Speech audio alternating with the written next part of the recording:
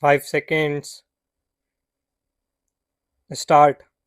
Mr. Vice Chairman, first of all, I must place on record my grateful thanks to the University Grants Commission for the work that they have done for the advancement of higher education. They have done good work and in full cooperation with the Education Ministry. This, I think, must encourage state governments to establish university grants commissions or committees in their respective states. What the country needs most is the coordinated efforts of the autonomous university grants commissions working in harmony with the state governments and university authorities. Coordinated efforts are needed to bring about certain uniformity in the standards of university education. Without that, our educational advancement is bound to suffer from various tensions and difficulties. I do agree with my friend that the annual report under discussion is rather a dull report. At least it is not as bright as the two previous reports were. In the previous two reports, the University Grants Commission invited the attention of the nation to certain academic problems, to certain educational needs. Unfortunately, in this report, the University Grants Commission confines its remarks mostly to what has been achieved in the field of university education under the guidance and with the assistance of the University Grants Commission. However, sir, it is not possible for me to agree with Mr. Santhanam that the University Grants Commission should not extend help to universities for the preservation of manuscripts. Manuscripts are of great importance so far as university libraries are concerned.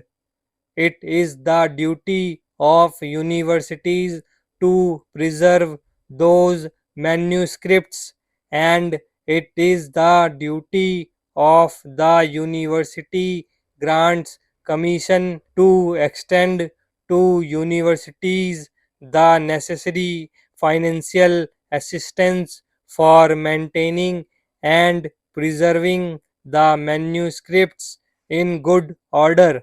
Also, it is not possible for me, sir, to agree with my friend that today universities are enjoying too much of autonomy. I agree with the University Grants Commission, which 2 years ago remarked that freedom is vital for education and democracy. And I personally feel, sir, that on one plea or the other, university autonomy and academic freedom are being restricted rather than being extended as they must be. I do not think, sir, that a social purpose or a social value can be imparted in the teaching by a teacher through the imposition of restrictions on his freedom of thinking. I feel that teachers need academic freedom for discharging their duties in an efficient way. If we take into consideration the affiliated colleges, we will notice that the teachers are subjected to such humiliating conditions that it is not possible for them to discharge their duties to their students, to impart to their students any sense of responsibility or any moral value in their lives.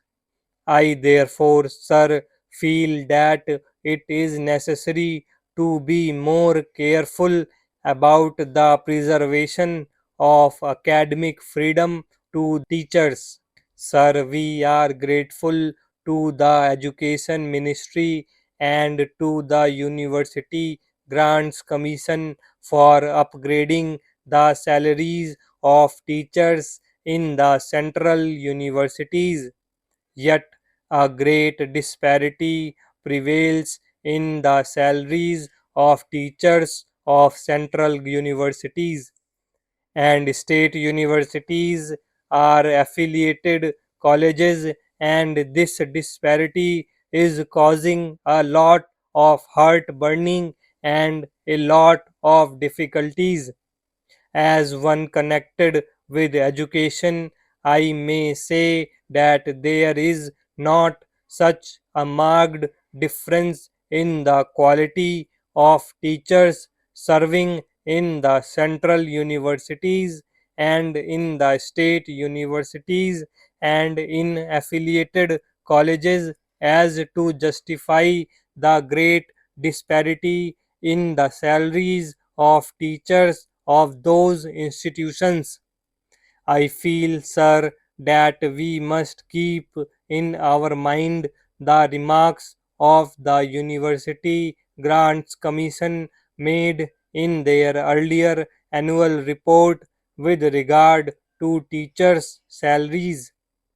We are not only to provide adequate salaries to teachers of affiliated colleges but also to teachers of secondary schools.